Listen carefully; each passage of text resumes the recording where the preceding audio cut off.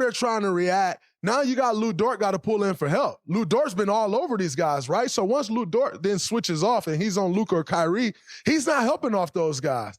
Now you got that guy coming off to make the play with the big rolling fast because he's came up sprinting.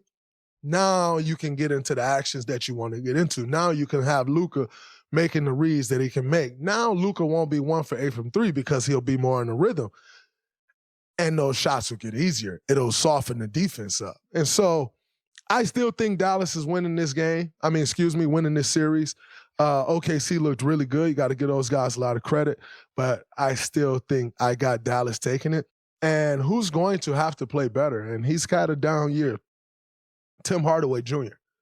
Tim Hardaway Jr. going to have to play better. He's going to have to make some shots. If this team is going to win, like I said, especially without Maxi Kleber, Tim Hardaway Jr. must have a game or two in order for them to win this series because they need the shooting. They really need the shooting. And so, Tim, I think Dallas has a real chance of competing to get to the finals. I really do. And Tim is going to have to play better. And I think J-Kid does. They're going to have to do some things to loosen up Luka more and not have him operating at the free throw line. I also think they're going to have to speed their pace up a bit. You speed your pace up. Now the defense isn't getting set every time.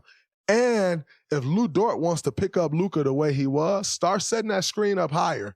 Start setting that screen up at half court. You set the screen at half court. Now you got Luka coming downhill at the big, and the whole floor opens up. Now you got Lou Dort chasing the play.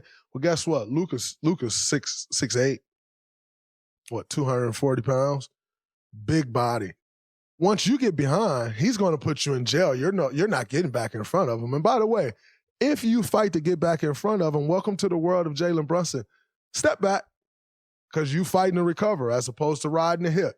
And so, and if you ride Luka hip, he's got so much size. He just puts you on the hip and see over you get the shot he wants.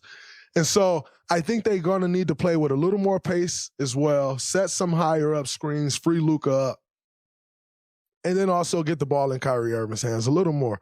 20 points on 7 for 14 shooting, and Luka only took, 18 shots, 19 shots? Kyrie Irving needs to attempt more than 14 shots. So, as you all know, I got the Mavericks beating the Thunder, and I still think it's happening. I'm not getting hell-bent over a 22-point loss. It's 1-0, and that's all that means. Before we get out of here, we'll take our questions. Joker, 3rd MVP in 4 seasons, Shea runner-up. Do I feel it was the correct decision? Here's why. Joker's great. However, I think the way Shea closed the season, he had a great season all year, but the way he closed the season, the way it came down the stretch of who was going to get the number 1 seed, the number 1 seed and all that stuff mattered when Joker got the number 1 seed, but now it don't matter when Shea get the number 1 seed. I thought the way the season closed out, I'm not necessarily going to say Shea should have won. I think it should have been a lot closer, though. I think the race should have been a lot closer. But a lot of these voters have their mind made up far before they should. Guys see it in January, this is my MVP. Mine's made up too early, and it's hard to move them off that. And I think, Shea was hit with a case of that. And it's unfortunate, but he got, Shea will continue to get better as he has in this league. And I think his time is coming. But congrats to Joker. Well-deserved. The work that he continues to put in, what he continues to do to opposing defenses every night is unmatched and unlike pretty much anything we've ever seen in the league at the way he's going about it from the position that he's doing it. So shout out to Joker. Congrats on another one. Jackson, before we get out of here, can we get a couple questions, please? Yes, sir. From Kev GZ, has Jalen Brunson become the best point guard in the NBA with his performances in the playoffs so far? Fuck no. Steph Curry in the NBA, dude. Are you crazy? What? Come on. Y'all. Next. That's ridiculous. Steph Curry's still in the NBA. He's still great. Come on. Stop it. What? From @Savte, Should the Timberwolves be the favorites to win it all right now? Luka Doncic is also a point guard. As is Shai Gilgeous-Alexander. Jesus, you kidding me? Golly, what is wrong with these people? Sorry, go ahead. Say that again. From @Savte, should the Timberwolves be the favorites to win it all at this point? Should they be the favorites? What has Boston done wrong to take them off being the favorites? Like, I don't know that Boston has done anything wrong to lose their spots as the favorite. The Timberwolves are playing great. But Boston is pretty much doing what everybody expected them to do. So I don't know what they did to not be the favorite anymore. In saying that, I think, I believe the Timberwolves should win. But I just don't know what all these people in the world are like, oh, Boston's not the favorite. I was never of the assumption that Boston was the favorite because I thought we were the favorite, but that's a story for another day. Okay, let's do on the topic of the MVP and on the topic of the Celtics. From @BeanXPack, has Jason Tatum become underrated? People are discrediting him because of all the talent around him. Has JT become underrated? I don't think he's become underrated. I just think when you're in superstar territory, which Jason Tatum is a superstar. When you're in superstar territory, there's this imaginary clock that people start on you. And once they start the clock, you essentially have a certain amount of time to step your second foot through the window. Like your first foot in, like you're halfway in and halfway out the window. And then they need you to step your second foot in the window. And how do you do that? Well, Jason's clock started with going to 5 or 6 conference finals in the first 6-7 years of his career. And so his clock started.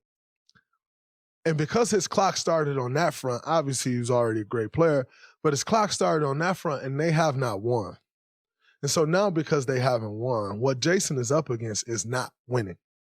Because everybody viewed, oh, this guy, they went to the conference finals, he's young, they're going to win it. And he hasn't. And so people are now holding that against him. And so, no, I don't think he's underrated. I think everyone thinks very much still that Jason Tatum is who Jason Tatum is. However, that imaginary clock that gets to running on people when they have success early in the league, a la Devin Booker. From a scoring standpoint, his clock started running on, is he going to become a superstar now? Right? That clock starts running. And if you don't step in it, it closes. The Memphis Grizzlies clock started running because they start barking. They were playing against us. We're going to beat them. I'm running up the chimney. Their clock started running. They haven't stepped into that window. Guess what? Everybody's on to no longer talking about Ja Morant. They're on to Anthony Edwards and the Minnesota Timberwolves. When your clock starts, you got to step through that window or people are on to the next one. And that's what I think Jason Tatum is up against. So I don't think he's underrated.